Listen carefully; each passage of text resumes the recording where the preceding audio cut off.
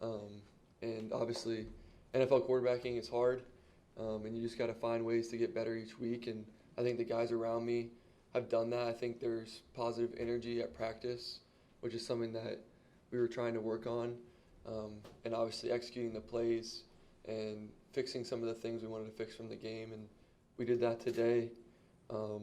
Definitely just had the right energy. I feel like obviously some of the plays or throws I could have done better, but we were moving in the right direction. You mentioned that NFL quarterbacking is hard.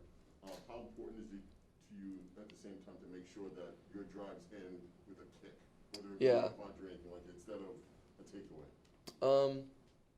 Yeah, I think obviously you want to score touchdowns, and you can't be too conservative or too not. You kind of just have to do what you do and read your reads, and the points will come. But at the same time, sometimes you have to know when to call it quits on a play.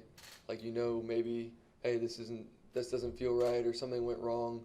So you kind of just have to know when to call it quits and throw it away and move on to the next play. And sometimes the next play is a kick, so you just have to accept that. And it's hard when you're really competitive and you want to keep the play alive, or you want to hold the ball, or whatever the situation may be. But at the same time, you kind of have a clock in your head of when things are supposed to happen. So, Matt, you mentioned having positive energy at practice. mm-hmm. What is that compared to is there negative energy at Yeah, practice? I mean, I think just like, yeah, I guess that's an interesting word to put with energy, but definitely just like real positive energy that you're not just out there like, oh, let's go, guy. It's actually like we're having fun out there, and running plays together. We're not just running plays, but we know why we're running those plays. We're trying to get every detail right so that all 11 are doing their job, and starts with me calling the play correctly, getting to the line, running it, and that makes it fun when we complete it or we have a big run or whatever it may be, and the play works how you talked about the play in meetings. So that's always been the best part about football, is like when you talk about something or you put something in and then it kind of goes with what you thought or it goes how you thought it was going to go, and you got the right look or whatever, and you hit it or whatever, and that's kind of like the great energy that you get from calling plays or running plays, really. Mac, you mentioned sort of the idea of being competitive and sort of figuring out within the clock in your head when you can hold on to the ball, when you can't. Are you still only 2 games into your career, still sort of testing the limits a little bit in terms of when you can try and make a play and maybe squeeze a throw in, and when the right thing is to just sort of make the safe play, take what the defense gives you? Yeah, I think it's just trial and error.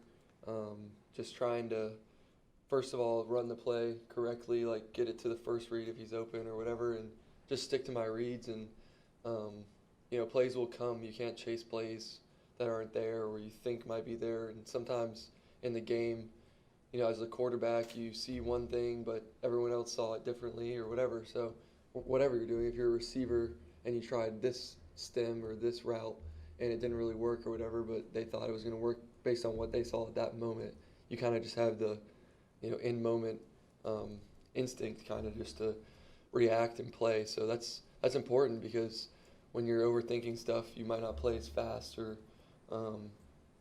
as good as you can. So you just got to go out there and play football like you're playing in the backyard, but at the same time you got to do it the right way and how the coaches are teaching us.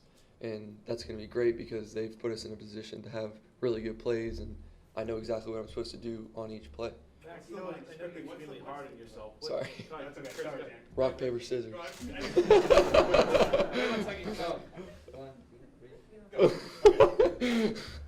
Here, you go and I'll come back. Okay, go I ahead. was just going to say, Max, sorry, quickly. So what's the line between taking what the defense gives you and letting the defense dictate to you what you take? I think it's offense is you have control of that situation. Defense, you're reacting to everything. And I've never played, actually I have played defense. I played cornerback like when I was in Little League, but you're reacting to what someone's doing. Not all the time you know what they're doing. So I think that's part of it, is just we have to figure out what we're doing first and then react to what they're doing, and they also have to react. So it kind of just all goes hand in hand, and you can't over complicate it. And I think there's definitely times when I watch the film and I wish I threw the ball down the field more, but at the same time I'm just going to continue to do what I do and take what they give me. Okay now? Yes. Valley, you said, obviously you're only 2 games into your career, but, you know, and as hard as you are on yourself, have you seen progress from week 1 to week 2? And how much are you looking forward to that progress continuing as you go about here? Yeah, I think a lot of the guys we've definitely gotten better as a unit.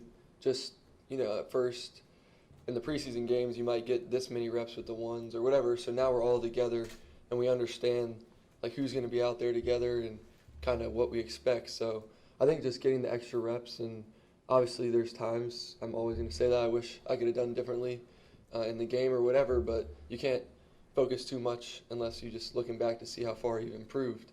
And I think we've definitely improved, and we just have to continue to do that. So we will, and it just goes back to practice and fixing what we can fix, and then keeping everything that we know and that we're good at in our back pocket, and when it comes up, we know how to do it. How much value do you put in playing against your defense, against practicing against your defense? You said the value of it? How much value do you put in practicing against your defense? Yeah, I think it's great. I think our defense is just very multiple, and there's a lot of veteran players on our defense, and when we get a chance to go against them, it's still 11 on 11, and they do a good job. Sometimes we're scheming for a team, but we still have to play against our defense, and they do a good job of just playing what they play, and obviously they make plays too, and job on offense is to score and try and make plays as well. So whenever we get a chance to go against them, it's a good battle. So thanks. Cool. I've gone up against thousands. And there's an opponent we're all up against, COVID-19. But there's a way to beat it. Get vaccinated. So when it's your turn, roll up your sleeves. And let's get to the finish line together.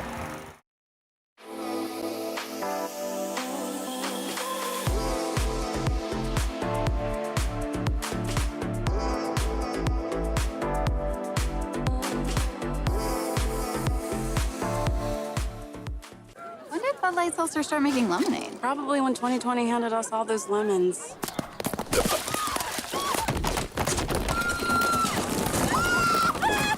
New Bud Light Seltzer Lemonade, packed with lemonade flavor after a lemon of a year. Opponents? I've gone up against thousands. And there's an opponent we're all up against, COVID-19. But there's a way to beat it. Get vaccinated. So when it's your turn, roll up your sleeves. And let's get to the finish line together.